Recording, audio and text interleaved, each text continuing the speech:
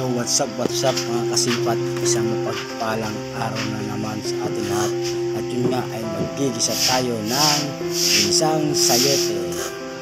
Ayan guys, haluan natin ang kunting karne ng baboy mga guys. At ayan ang mga sakpak natin mga guys. At na po ay init na ang mantika. Init na kaldero. Ayan guys, init na ang bawang. Ang sibuyas. Tinalo-halo lang tayo dyan guys. Init na init yung mantika mga guys. Dapat kita na lang mamaya sa kainan mga guys. Tinalo-halo lang tayo mga guys. Ito nyo naman, sinunod ko ng sibuyas dyan mga guys. Yum, ito na naman. Nakakagulita na naman. Nagbilis ako guys ng gusto ko yung tuloy yung mantika, yung talagang makakapasok talaga guys. Sinunod ko na yung siling labuyo. Sarap sa gulay yung siling labuyo guys. Talagang suabe pag ulam mo, paparami ka ng kain. Kung mawala talaga sa Pinoy yung sili, takibal lang ng ating buhay yung sili kumakain guys. Yan guys, ito na mga suabe na naman. Tuloy yung mantika guys. Guys, sinunod ko na guys yung karne guys. Baboy yan guys, para yung ating malasa natin yung ako na guys. Nahirap na ako mag-takot yan guys. Sinunod ko na guys. After 1 minute babalikan po natin guys. Yan guys, sinunod ko na po dyan guys yung gulay guys. Ito yung sayote guys. Islamis po yan.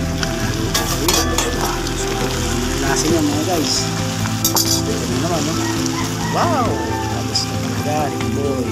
Yan, nilagyan ko na lang guys ng isang basong tubig lang. Okay na yan kasi nagkakatas naman yung gulay. Okay na sabang yung isang baso lang guys. Halo-halo na natin guys. Maluluto rin yan guys. So babalikan po natin mamaya pag yan naluto. Halo to the time. Yan guys, after 3 minutes guys babalikan po natin yan guys. Yung makalipas ng 3 minutes yan guys. Ito na guys. Suwabe na naman. Usok-usok pa guys. Usok-usok pa yung ulam natin guys. Sarap yun sa kanin guys. Guys, di mawala talaga sa gulay natin yung kahit lagyan natin yung pampalasa, matamis-tamis lang. Kahit dalawang asukal lang, okay na guys. Pwede na isok na natin guys yung mga yung Nortube guys. Ajinomoto guys. Talagang mawala yan yung Ajinomoto sa lahat sa gulay natin. Palasa talaga yun guys. Nortube lagyan na po natin guys. Nahirap po ako mag-video dyan guys kasi wala akong taga-video. Ako lang po ang nag-video dyan guys. Nahirap po, tinanong po nag-video ako kalong-galing po. Pero ako na yun, at least nakuha na po ating makasamang protein sa pag-alisan. Kaya ako lang po ang nag-video kaya ako lang po yung nagluluto rito mga guys. At yan nga guys ay malapit na maluto. Kanin lang okay na. Yan guys, tinatakan ko na ng Ajinomoto guys. Kunti lang guys, baka tayo mahilo. Mahirap pag nahilo tayo ba, pati nakakasakit ng tiyan ng bitchin. Guys, silektakan ko nga pala yan ng konting toyo lang guys, para yung gulay medyo kumulay. Ganyan po ako guys kung magluto ng gusto ko may kulay ayoko yung plain lang ng para bang brown siya ang kulay niya guys. Usok na usok po yan guys. Makikita nyo naman diba, usok po guys yan. Ibig sabihin kulong-kulo na yan guys. Yan guys, dalawang takot lang na asin, okay na yan, talo na yan. Pwede na, mahirap magkasakit tayo sa bato pag sobrang alat guys. Hindi namang totaling takot na takot yun, sakto lang na asin mo guys.